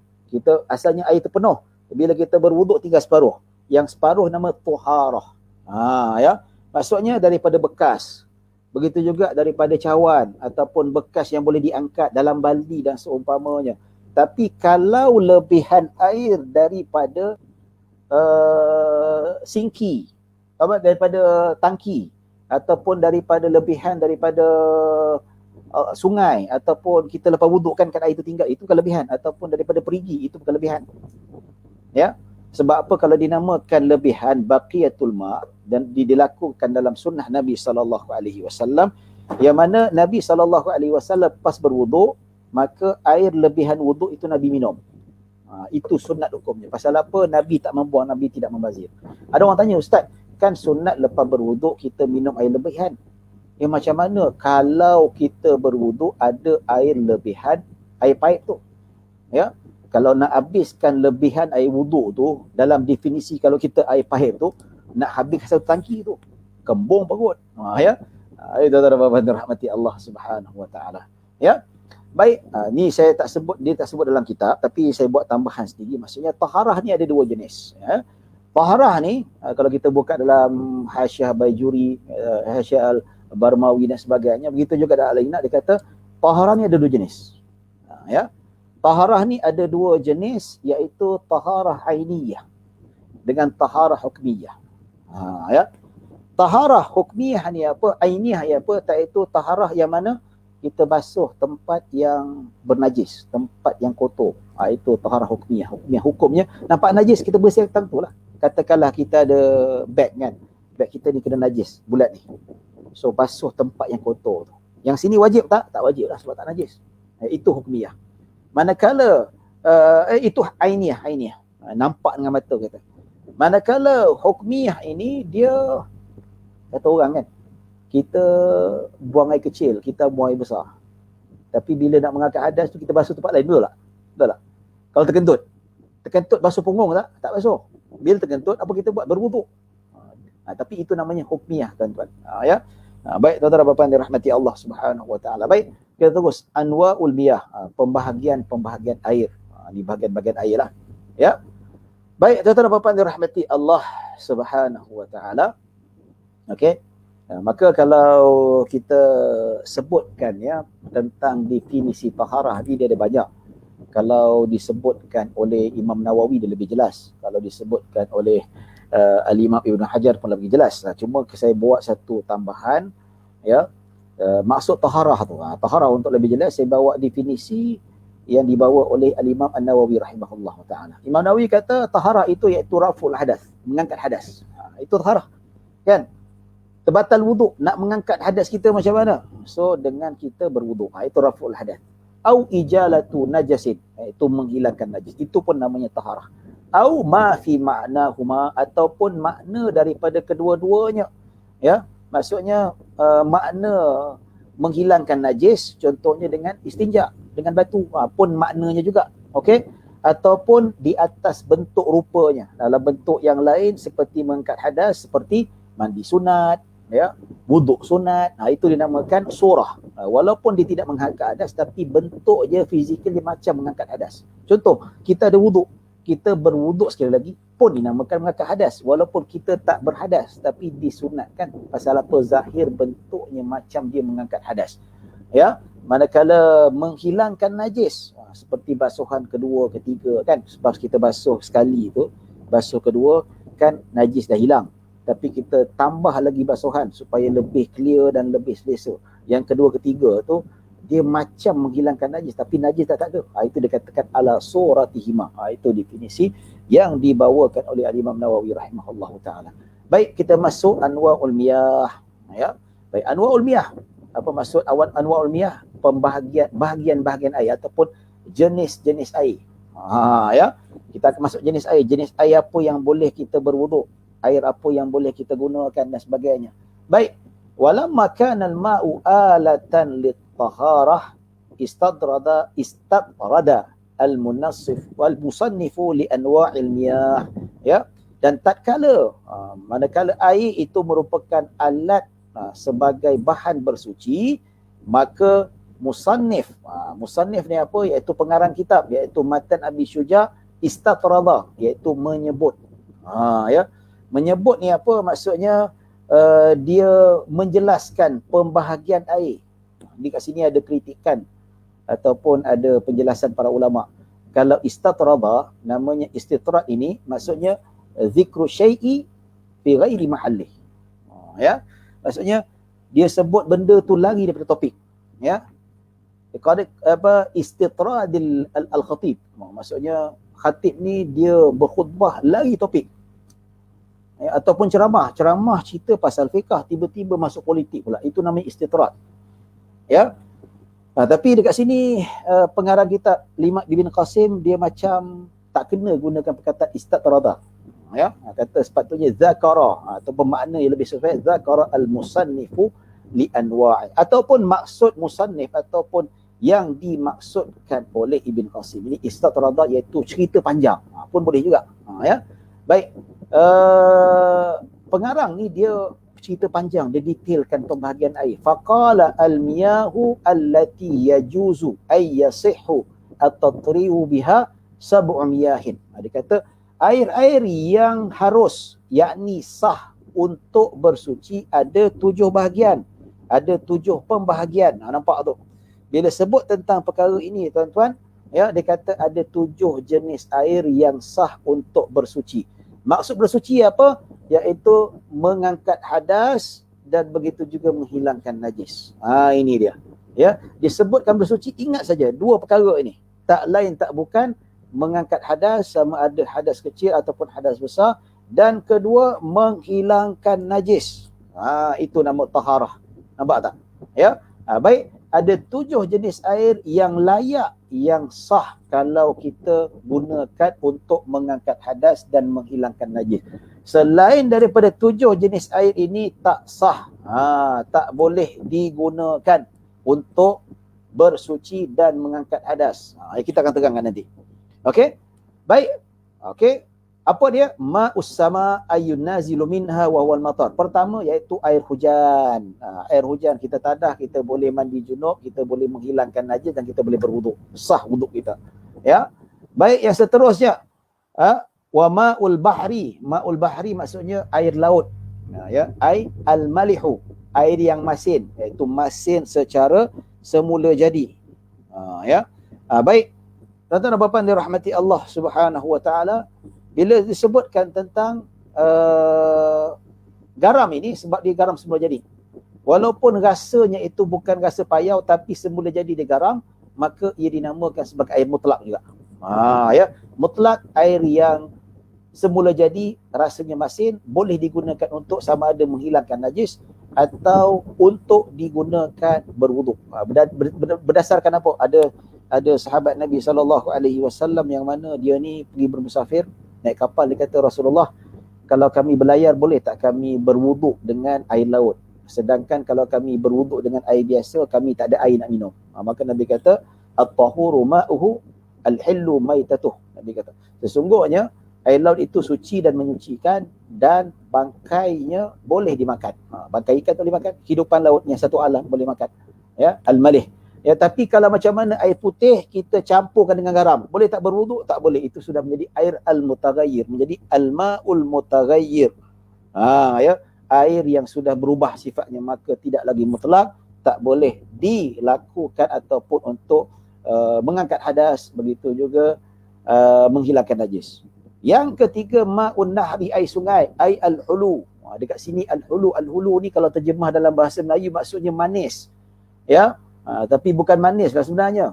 Tapi kalau kita lihat al-hulu tu maksudnya al-husnu, baiklah, sedap, kan? Kenapa al-husnu? Adakah air laut tak bagus? Tak. Ya. Kalau air laut dia bagus, tapi bila minum, ya Allah, sakit tekak. Sakit tekak, pedih perit. Tapi kalau air sungai, al-hulu ni al-husnu, rasa sedap, tak masin, ya, tak manis, minum hilang dahaga. Macam itulah, ya. Al-hulu bukan manis, ya. Oh, dia kata air sungai manis. Oh, tak ada. Nak tunggu air sungai manis dekat syurga nanti, insya-Allah. Ya. Baik, tuan-tuan dan puan-puan rahmati Allah Subhanahu wa taala. Wa ma'ul bi'ri, iaitu air telaga. Ya. Ma'ul aini, air mata air yang kita keluar. Kalau air perigi tu kita kena gali kan. Dalam-dalam bawa keluar air. Tapi kalau air mata air, dia memang keluar dekat surface tu. Itu beza. Tapi dua-dua daripada dalam tanah juga. Ya, tapi kalau perigi kena dalam. Kalau air ni tak perlu dalam, air mata air. Ya, ma'us salji ni maksudnya air salji. Salji. Ya, jadi salji tu macam mana kita nak berwuduk? Dalam mazhab Syafi'i kena cairkan dulu. Tak boleh kita berwuduk dengan sapu dengan air. Dia tak sah. Sebab apa? Air tak mengalir. Dengan syarat kalau kita nak bertaharah, air mesti mengalir. Maksud mengalir di atas anggota tubuh yang kita wajib basuh. Ya.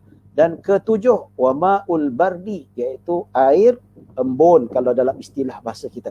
Tapi kalau kita buka dalam Hasyiah Al-Barmawi ataupun Hasyiah Al-Baijuri, dia sebut air ketulan yang masuk hujan ais.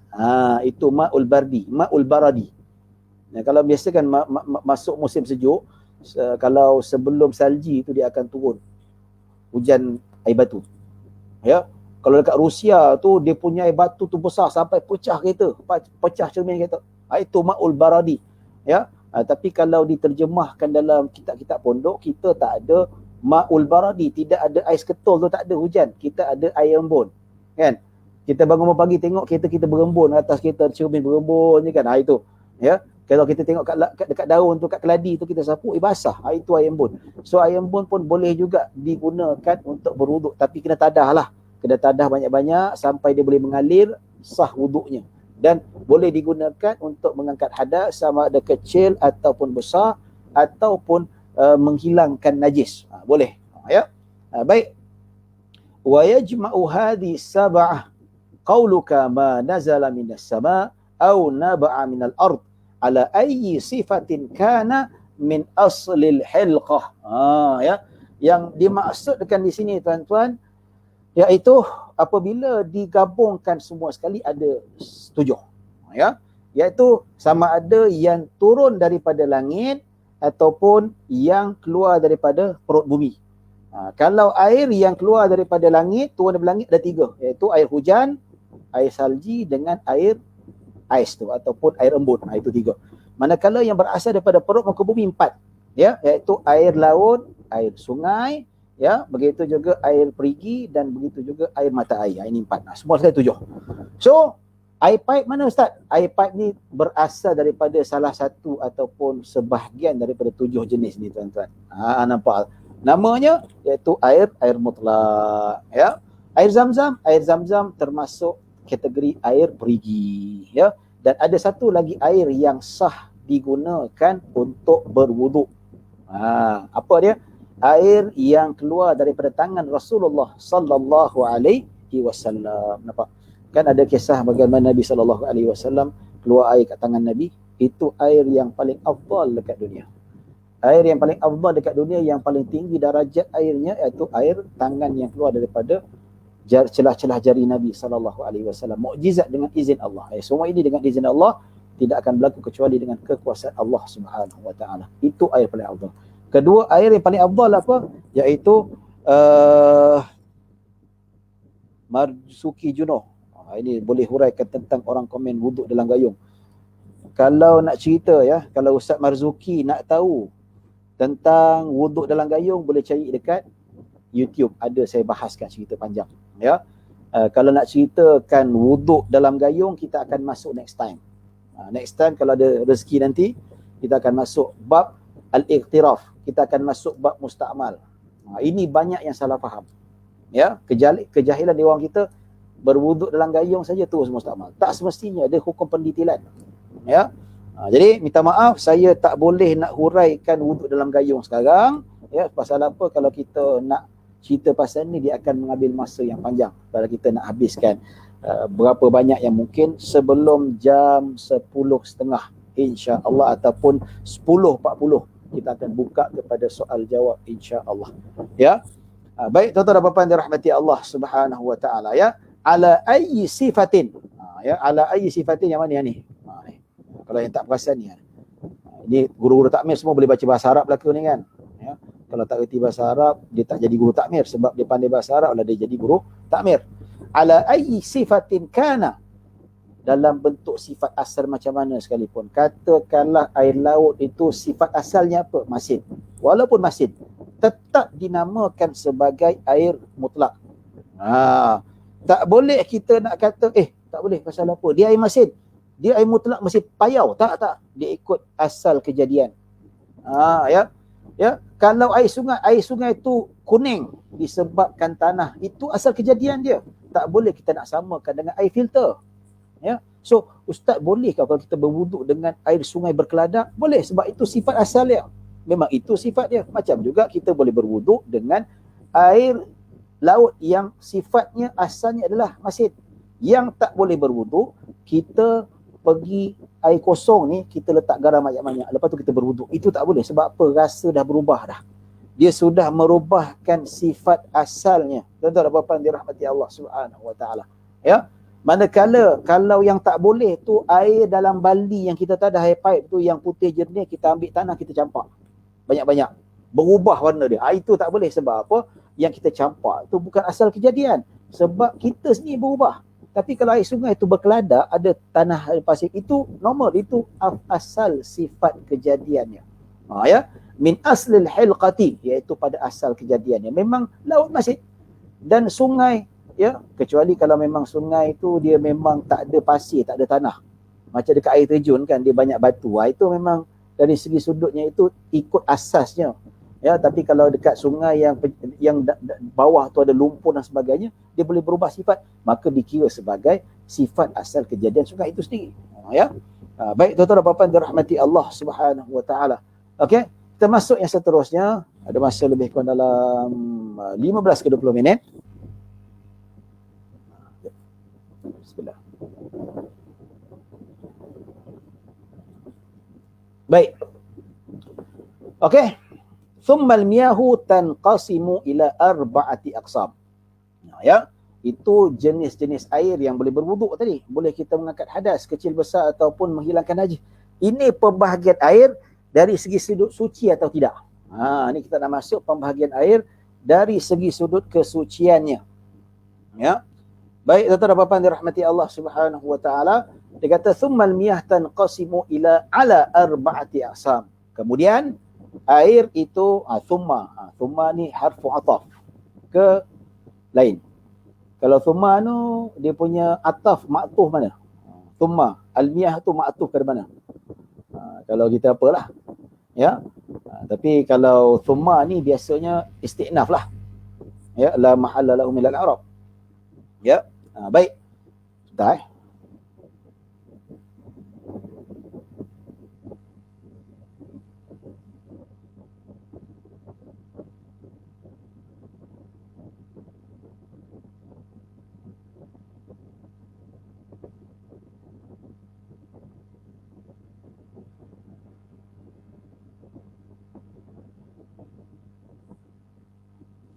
Okey, tuan-tuan. Minta maaf ada nak balas emergency sikit.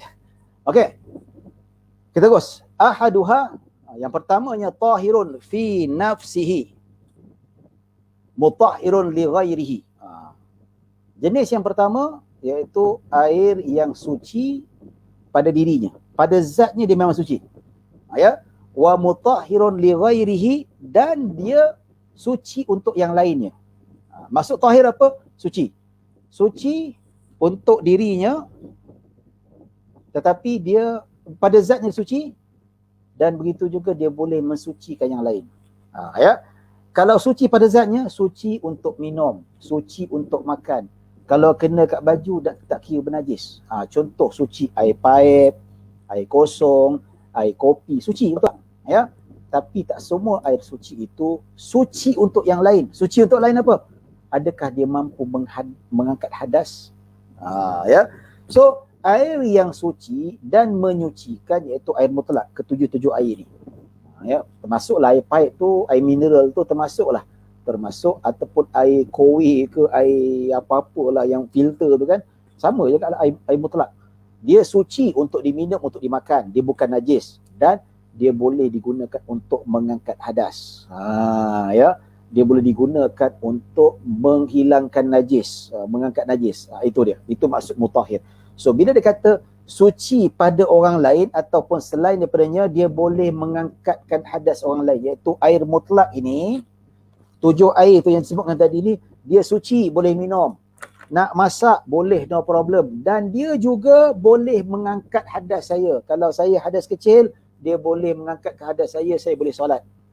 Ataupun dengan air ni juga, dia boleh mengangkat hadas besar saya kalau saya mandi wajib. Itu maksudnya. Ya. Baik. Kedua, ghairu makruhun isti'maluhu, dan ia juga tidak dinamakan air yang makruh untuk digunakan. Ini kita masuk. Nanti kita akan masuk air makruh itu. Ya. So air ni pakai bagus, boleh berwuduk, boleh menghilangkan dahaga dan tak makruh. Apakah air yang suci dan menyucikan dan tidak makruh? Wahwal ma'ul mutlaqu an qaidin lazimin. Ya. Baik, maksudnya air itu iaitu air mutlak. Ya. Yang bebas daripada ikatan yang lazim, yang mesti, yang tak boleh dipisahkan. Nampak tak? Ya, sebagai contoh, ini air apa? Ini air kopi. Betul tak? Kenapa tak dinamakan sebagai air mutlak? Sebab dah bercampur dengan kopi dah. Qaid. Dah terikat. Dia asalnya air mutlak, tapi terikat dengan bahan kopi, dia jadi air kopi. Qaidin lazimin, yang serasi, yang tak boleh dipisahkan. Nak pisahkan boleh tak? Boleh, payah, susah. Kena ada filter yang betul-betul canggih, baru boleh pisahkan dia. Dia susah nak pisahkan. Tapi kalau air putih macam ni, ya, bercampur dengan biji, dia bukan lazim boleh dipisahkan. Ya, dia tidak merubah sifat tu. Ya, maka qaidan lazim ini sifat itu keterikatan dengan bahan yang lain menyebabkan dia berubah daripada sifat asalnya. Ya, maka mana-mana air mutlak yang tidak ada qaid lazim, maka dia tidak dinamakan sebagai air mutaghayyir, dinamakan sebagai air mutlak. Bila sebut air mutlak ini, dia tak bercampur dengan apa-apa, dia sifat asalnya. Ya, kalau air laut, dia air jernih macam tu tapi rasa masin. Tapi kalau air laut campur air sirap, tak boleh, berubah dah. Dia dah tak jadi air laut, dia jadi air silut. Ya, silut silaut nama. Sirap campur laut. Dia tak jadi laut lagi dah. Ya. Fala yadurrul qaidul munfakku. Tidak memudaratkan kalau ada keterikatan yang boleh dipisahkan. Macam tadi lah kan, air putih tapi bercampur dengan bahan yang boleh dipisahkan. Contoh duit shilling ataupun biji-biji halus. Kalau kita tapis, dia berpisah. Contoh kan kalau ada debu emas. Debu emas dimasukkan dalam air putih. Dia bercampur tak bercampur? Tapi boleh dipisahkan? Boleh kalau kita tapis. So bila tapis, emas tu dapat dipisahkan dengan air putih, ya, maka boleh berwuduk dengannya. Tidak menjadi masalah. Yang tak boleh berwuduk, yang mana keterikatan itu lazim, tetap tak boleh berubah, tak boleh ditapis. Ya. Kama il-bi'ri, seperti air perigi, seperti air paip, ya, fi kaunihi mutlakan. Mutlak apa mutlak? Air mutlak, nama air dia tak campur dengan sirap, tak campur dengan air kopi dan seumpamanya. Ya. Baik tuan-tuan dan puan-puan dirahmati Allah Subhanahu wa taala. Yang kedua jenis air, wasani tahirun fi nafsihi mutahhirun li ghairihi, ya, makruhun isti'maluhu fil badani la fi thawbi. Yang kedua, air yang suci pada dirinya sendiri dan juga suci untuk yang lain, tetapi makruh penggunaannya pada tubuh badan, tidak pada pakaian. Apakah yang dimaksudkan air yang suci? Dia suci. Suci boleh minum, boleh makan, tak ada masalah. Ya. Dan begitu juga dia itu menyucikan, boleh mengangkat hadas, boleh menghilangkan najis. Tetapi makruh. Makruh apa? Kurang afdal. Ya, kurang pahala. Ya, kalau digunakan pada badan, tidak pada pakaian. Maksudnya air makruh ni, air mustakmal ni, air musyammas ini, kalau kita basuh kat tangan, hukumnya makruh. Ya. Tapi kalau pakaian tidak menjadi masalah. Kita akan terangkan. Wa huwal ma'ul musyammas. Ya, iaitu air jemuran. Ya, air yang kata orang dia ni air yang dimataharikan, dijemurkan. Ya, ai al-musakhanu bi ta'thiri syamsi fihi, iaitu dijemur, dipanaskan dengan kesan matahari. Ya, bukan panas disebabkan heater, Bukan panas disebabkan api, tidak, tapi panas disebabkan kesan matahari. Itu dinamakan musakhat. Ada syarat-syarat yang lain. Syarat yang lain juga dikata innama yukrahu syar'an biqutrin harin fi ina'in muntabi'in. Ya. Pertama, syarat-syarat dinamakan makruh itu mestilah dijemur dekat negara yang sangat panas seperti dekat Afrika.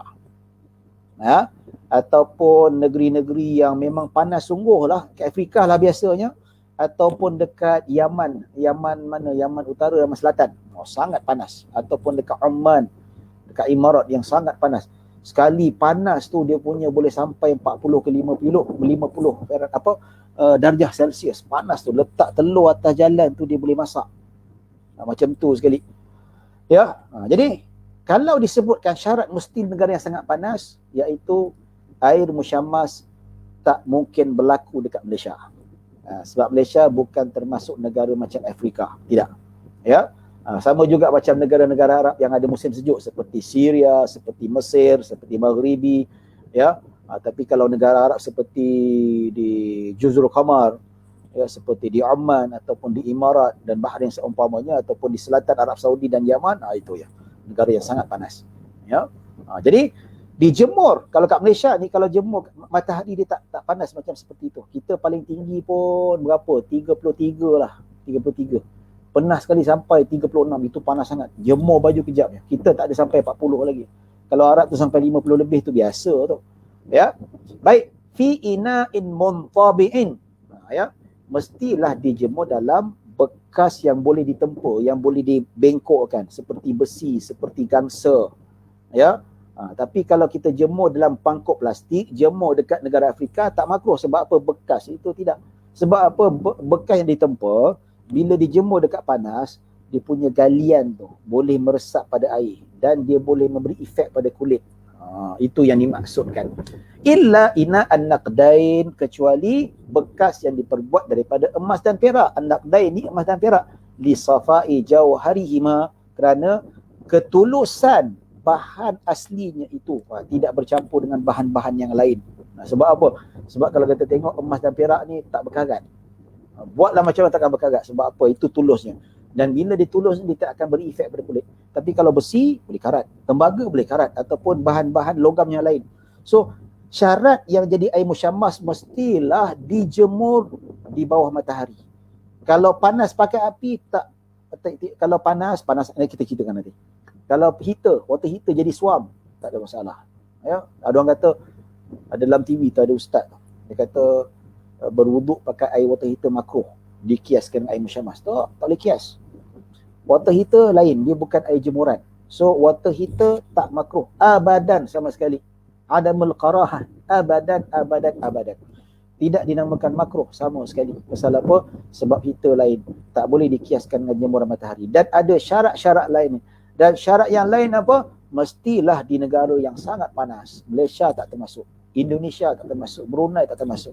So kalau ikut hukum logik, tak mungkin berlaku air musyammas dekat negara kita. Sebab kata orang kata, ustaz saya berwuduk air paip rasa panas air tu. Dia tak panas, suam-suam lah, makruh ke? Tak makruh. Sebab apa? Kat Malaysia tak mungkin berlakunya air musyammas pasal cuaca kita tidak mengizinkan. Dan kedua, mestilah dijemur dalam bekas yang boleh ditempa seperti besi, gangsa dan seumpamanya, kecuali emas dan perak. Pasal apa? Dia punya logam tu boleh bagi efek pada air, kena kat pakaian kita. Ya. Baik. Wa idza barada ay al barada al ma'ul musyammasu zalatil karahah. Kalaulah air musyammas yang panas disebabkan matahari di negara yang sangat panas dan dijemur melalui bekas yang boleh ditempa, kita sejukkan dia, maka tak hukum makruh untuk kita gunakan. Hilang makruhnya. So elah dia apa? Elahnya 3. Panas sebab dijemurkan dekat matahari negara yang sangat panas. Kedua, dia dijemur dekat dalam bekas yang boleh ditempa. Yang ketiga apa? Sebab dia terlalu panas. Ya, maka kalau hilang panas itu, walaupun dalam bekas ditempa, hilang makruhnya. Kata waqtaran Nawawi adama al-karahati mutlaqan. Imam Nawawi memilih tidak makruh sama sekali. Pasal apa? Imam Nawawi dalam kitab Al-Majmu' dia kata hukum Berwuduk dengan air musyammas ini iaitu air tak makruh sama sekali. Pasal apa? Hadisnya adalah hadis dhaif. Ya. Baik. Pasal apa? Jadi kalau ikutkan Imam Syafi'i tak berhujah dengan hadis dhaif, tapi dia berhujah dengan kalam Sayyidina Umar. Sayyidina Umar memakruhkan penggunaan air musyammas, ditakuti kusta, memberi efek pada kulit. Ya. Baik. Wa yukrahu aidan syadidas sukhunati wal burudah, dan dimakruhkan juga air yang terlalu panas dan air terlalu sejuk. Pasal apa? Air terlalu panas dia boleh bermudaratkan kulit kita. Dan kalau air terlalu panas, takut-takut kita berwuduk tak sempurna. Sebab apa? Nak cepat, takut air tu tak kena pada anggota wuduk. Kalau sejuk pun sama juga. Bila sejuk, so bila sejuk tu kita sapu pun tak sempurna. Itu hukumnya makruh, dirisaukan, tak sempurna. Dan juga dia boleh memudaratkan kulit kita. Ya, kita nak habiskan bab ni insya-Allah sebelum kita masuk. Wal kithbu tsalis tahirun fi nafsi ghairu mutahhirun li ghairihi. Ya. Baik, tuan-tuan dan puan-puan dirahmati Allah Subhanahu wa taala. Ya. Jadi kalau saya nak sambung yang ketiga ni, dia panjang. Ya. Bila cerita tentang air musta'mal ni dia sangat panjang. Saya rasa saya sarankan untuk sambung pada next akan datang. Itu lebih baiklah. Sebab kita pun dah masuk 10.30. Dan saya tengok audience pun dah makin kurang. Tadi asal 130, 140, sekarang dah tinggal 64 orang. Ya, saya faham ada yang tak boleh istiqamah, ada yang tak boleh tahan, ada yang boleh tahan setengah jam saja, ada yang boleh tahan sejam, dan ada boleh tahan sejam setengah. Ini yang jenis tahan sejam setengah lah. Lepas tu dah tak tahan lagi dah. Ya, ataupun ada yang tahan 5 minit. Itu tak ada masalah. Bagi saya, kuantiti tidak menjadi masalah, yang penting kualiti. Biar yang belajar depan kita 5 orang, tapi yang betul-betul nak belajar, nak mendalami ilmu, itu lebih saya. Yang tak berkualiti, kalau pergi jauh-jauh lagi bagus. Ya, kita nakkan yang berkualiti. Baik, ataupun sekadar jalan untuk datang untuk penuh KPI saja, terpaksa. Itu pun saya tak nak juga. Ya, saya sarankan pihak Jawi supaya tidak mewajibkan. Ya, untuk kelas akan datang, kalau dengan saya lah. Tapi kalau dengan Datuk Mufti tu lain cerita. Datuk Mufti tu mungkin kena raikan. Kalau dengan saya sarankan Jawi jangan wajibkan guru-guru takmir untuk datang. Ya, saya tak kisah kalau datang 5 orang, 10 orang pun tak kisah. Tak ada masalah. Yang penting betul-betul nak belajar. Saya tak nak yang datang tu keterpaksaan. Biar keterpaksaan tu jadi kita rasa macam tak berapa seronok lah. Datang sebab arahan pihak pemerintah. Walah, terpaksa datang. Muka ni lagi. Tak nak lah macam tu. So, saya sarankan jangan wajibkan, biar mereka datang dengan penuh kerelaan. Ya. Baik, yang ketiga ni kita akan sambung. Ketiga, keempat insya-Allah kita akan sambung. Sama ada saya akan sambung. Kalau saya akan sambung, sama ada Datuk Mufti arahkan lagi ataupun dia sendiri akan sambung nanti insya-Allah. Ya. Wallahu taala alam. Jadi sekarang ni kita nak buka kepada soal jawab lah, siapa yang nak bertanya. Jadi korang ada masa setengah jam saja lagi. Ya. Maka siapa yang nak join, kata saya student boleh join ke? Ini join terbuka. Online tak ada masalah. Online ni terbuka. Siapa nak tengok tak ada masalah. Ya, ataupun untuk dalam grup saja, wallahu alam, saya tak pasti. Boleh selagi mana dia public, boleh saja nak join. Ya. Lagipun Jawi ni pun nak pastikan masyarakat dapat ilmu juga. Bagus juga ni. Ya, baik. Ada soalan kalau nak tanya dalam masa setengah jam, saya kembalikan kepada DJ Kaf untuk mengepalai majlis ini. Terima kasih Al-Fadhil Dr. Syed Syahrizan, Ketua Penolong Mufti Wilayah Persekutuan atas muqaddimah bacaan kitab kita pada pagi ini, Fathul Qarib. Doktor, ada banyak soalan tu di ruangan komen tu, boleh saya bacakan? Boleh bacakan. Saya bacakan. Bagus kalau bacakanlah, lagi senang. Saya tak berapa nampak. Saya cuba scrollkan, mungkin ada di atas tu ada daripada Muhammad Muaz bin Muhammad Fazil. Ustaz, maaf minta tadi Ustaz ada sebut air yang paling afdal. Yang pertama air dari tangan Nabi. Yang kedua apa Ustaz? Okey, minta maaf saya terlupa nak cakap tadi. Okey, disebutkan dalam Hasyiah Bajuri, air yang paling afdal apa? Yang pertama air daripada tangan Nabi. Ya, sekarang dah tak ada lah, Nabi dah wafat. Kedua air Zam-Zam. Ketiga air daripada Telaga Kautsar, itu dekat nanti pada mahsyar nanti jumpa. Kita minta kita akan dipertemukan dengan Nabi SAW di Telaga Kautsar. Amin ya rabbal alamin. Semua amin ya tuan. Ya. Amin. Dan keempat yang afdal Sungai Nil. Sungai Nil tempat saya belajar dulu. Ya, saya belajar 5 tahun dekat Mesir, hari-hari minum air Sungai Nil. InsyaAllah kita minta berkat lah kot. Okey. Hmm. Baik. Sebab bumi Nil ni bumi para anbiya. Ya. Dan bumi apa para nabi, para ulama, begitu juga Nil apa Sungai Furat dan sebagainya, ya. Dia banyak diturunkan nabi-nabi, para nabi Israel dan sebagainya, ya. Itulah, ya. Pembahagiannya, pertama air tangan Nabi, kedua air Zam-Zam, ketiga Telaga Kausar, ya, keempat Sungai Nil. Itu dia. Dan ada lagi panjang, ada pembahagian, ada 10 macam tu. Wallahu alam. Okey, ada soalan lain? Soalan yang seterusnya daripada Ustaz Ahmad nak bertanya, air yang dicampur garam menjadi masin dan tidak lagi boleh berwuduk, tapi air laut yang ditawarkan apakah masih suci, Ustaz? Okey. Air yang ditawarkan, ya, air yang ditawarkan sebenarnya dia tidak menjadikan dia berubah.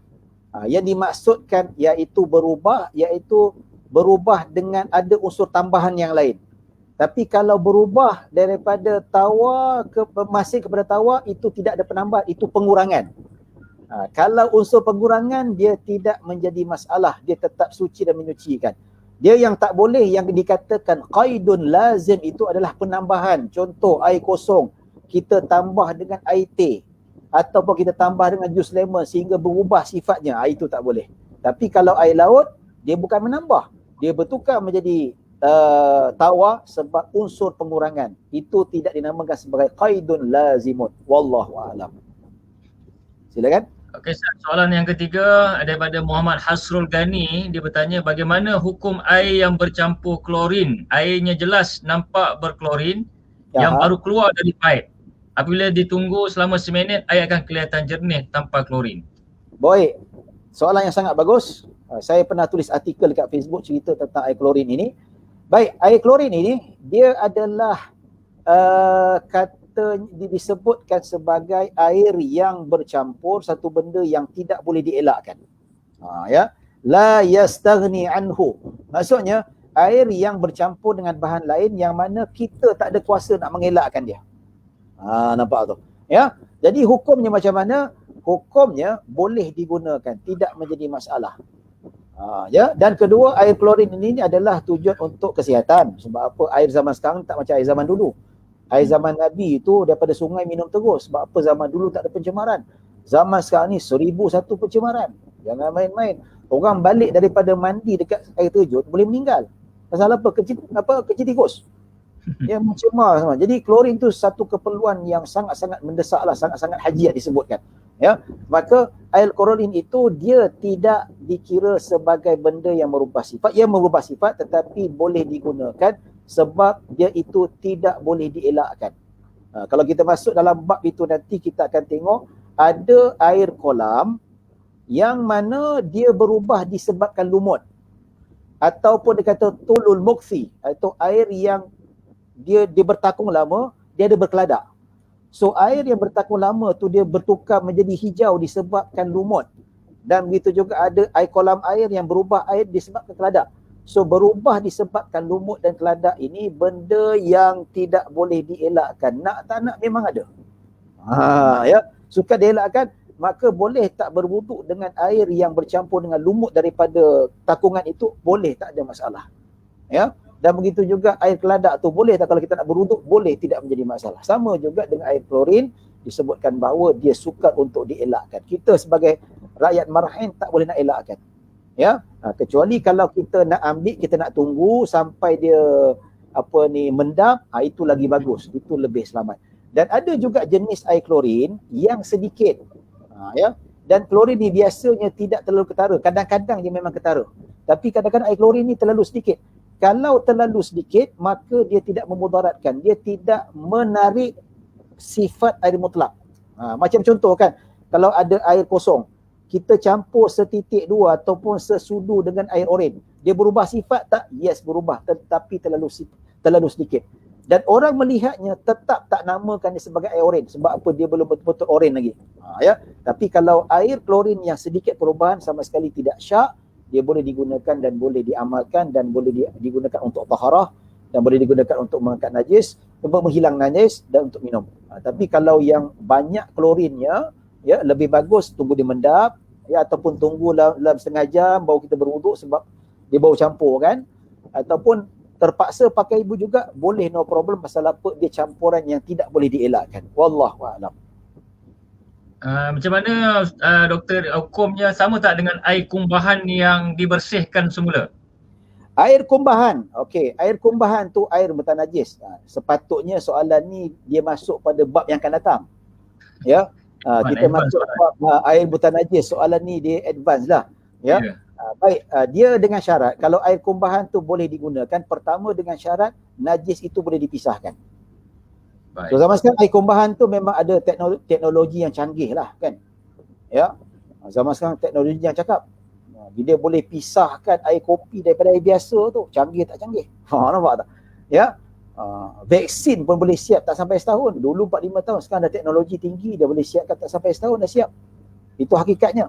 Ya, tapi apatah lagi zaman sekarang ni, air kumbahan tu boleh dipisahkan najis daripada air tu. So air tu ditapis bersih. Ya. Cuba dia tambah klorin untuk bunuh saki-baki kuman tu lah. Dengan syarat najis tu boleh dipisahkan. Kedua, air itu mesti banyak.